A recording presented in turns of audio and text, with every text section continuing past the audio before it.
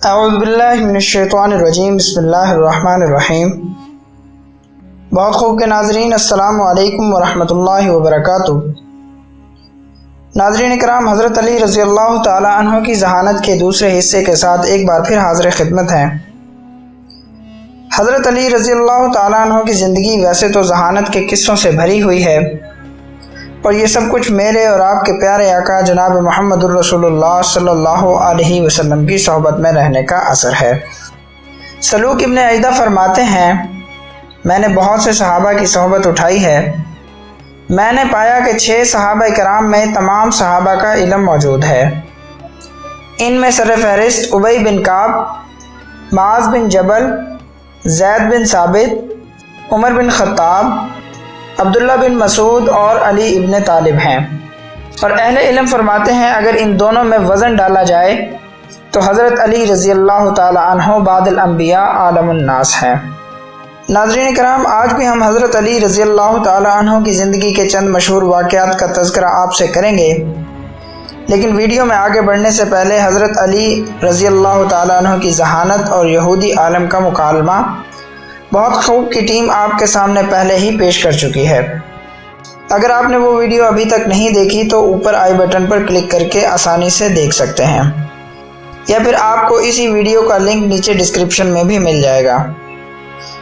Video شروع کرنے سے پہلے حسب روایت ہماری ویڈیو پر نئے آنے والی ساتھیوں سے گزارش ہے کہ ہمارے چینل کو سبسکرائب کر لیں اور ساتھ میں بنے بیل والے بٹن کو بھی دبا دیں تاکہ نئی آنے والی ویڈیو کا نوٹیفیکیشن آپ کو بروقت مل سکے۔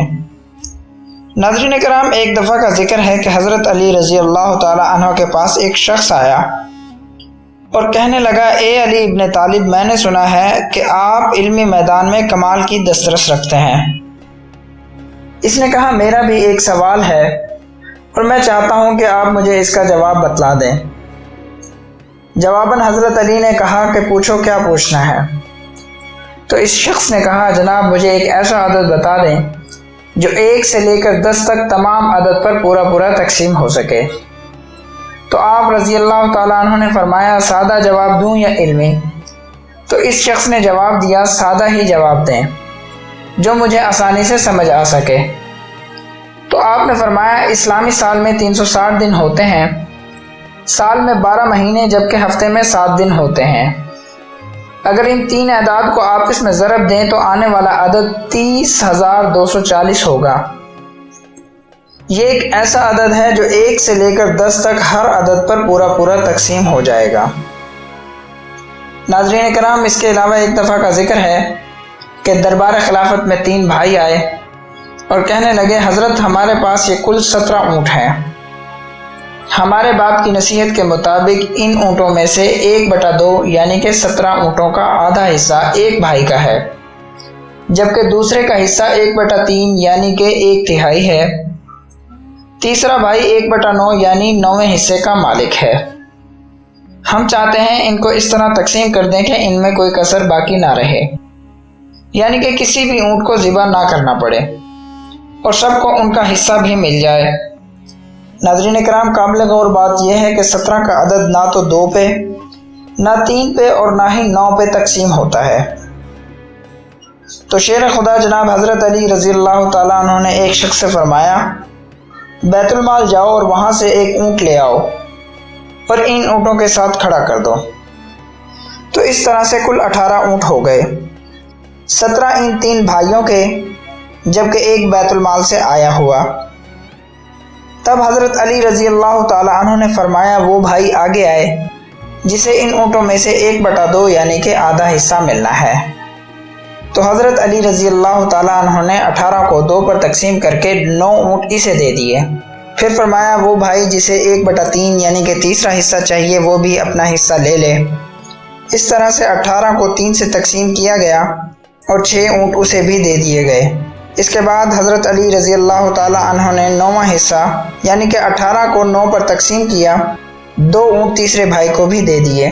ناظرین کرام، قابل غور بات یہ ہے کہ آدھا، تیسرا اور 9واں حصہ یعنی کہ 9، 6 اور 2 یہ ٹوٹل 17 اونٹ بنتے ہیں، جبکہ حضرت علی کا منگوایا ہوا اونٹ بچ گیا جسے حضرت علی رضی اللہ تعالی عنہ نے پھر سے بیت المال بھیج دیا۔ شاعر نے کیا خوب کہا ہے، تیرے علم و محبت کی نہیں انتہا کوئی، نہیں ہے تجھ سے بڑھ کر ساز فطرت میں نوا کوئی۔ خواتین و حضرات، ایک دفعہ کا ذکر ہے کہ سیدنا عمر رضی اللہ تعالی عنہ کے دور خلافت میں ایک لڑکے کو زنا کے جرم میں سزا دینے کے لیے لے جایا جا رہا تھا۔ واضح ہے کہ اسلام میں زنا کرنے والے کے لیے سزا شادی شدہ شخص کے لیے سنگسار کرنا، جبکہ غیر شادی شدہ کے لیے 80 کوڑے مارنے کا حکم ہے۔ لڑکا اونچی اونچی یہی پکار رہا تھا کہ میں بے گناہ ہوں، مجھے سزا نہ دی جائے۔ عین اسی وقت حضرت علی رضی اللہ تعالی عنہ کا گزر وہاں سے ہوا۔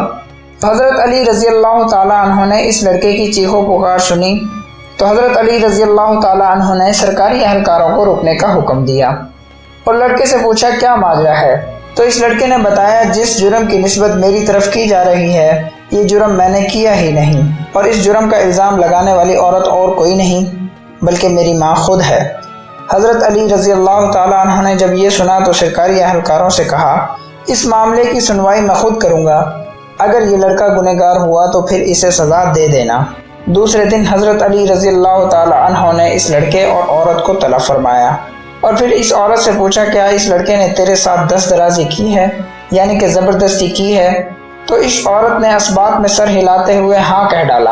اس کے بعد حضرت علی رضی اللہ تعالی عنہ نے اپنا رخ لڑکے کی جانب موڑا اور پوچھا یہ عورت تیری کیا لگتی ہے؟ اس لڑکے نے جواب دیا یہ عورت میری ماں ہے، جس پر عورت نے اس لڑکے کو بیٹا ماننے سے انکار کر دیا۔ جیسے ہی اس عورت نے انکار کیا تو معاملہ مزید الجھ گیا اور حضرت علی رضی اللہ تعالی عنہ کا فیصلہ سننے کے لیے بہت سارے لوگ اکٹھے ہو گئے۔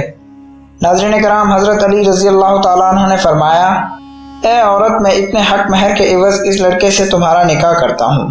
تو اس بات پر وہ عورت چیخ اٹھی اور کہنے لگی اے علی، کیا کسی بیٹے کا اس کی ماں سے نکاح ہو سکتا ہے؟ حضرت علی رضی اللہ تعالی عنہ نے جواباً فرمایا تیرے اس دعوے کا کیا مطلب ہے؟ اس عورت نے جواب دیا یہ لڑکا تو واقعی ہی میرا بیٹا ہے۔ تو حضرت علی رضی اللہ تعالی عنہ نے فرمایا کیا کوئی بیٹا اپنی ماں کے ساتھ زبردستی کر سکتا ہے؟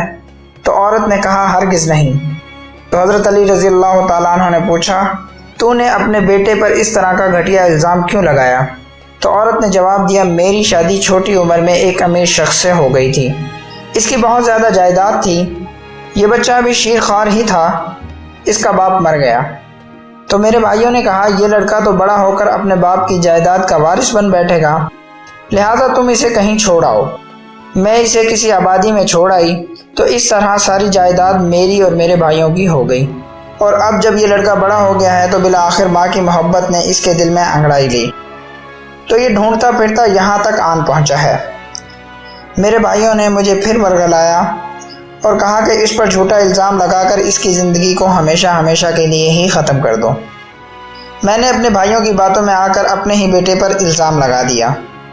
دراصل مجھے دولت کے نشے نے اندھا کر دیا تھا، جبکہ حقیقت تو یہ ہے کہ یہی میرا بیٹا ہے اور یہ بالکل بے گناہ ہے۔ جب اس واقعے کا علم امیر المؤمنین حضرت سیدنا عمر بن خطاب رضی اللہ تعالیٰ عنہ کو ہوا تو انہوں نے فرمایا اگر آج علی نہ ہوتے تو عمر ہلاک ہو جاتا۔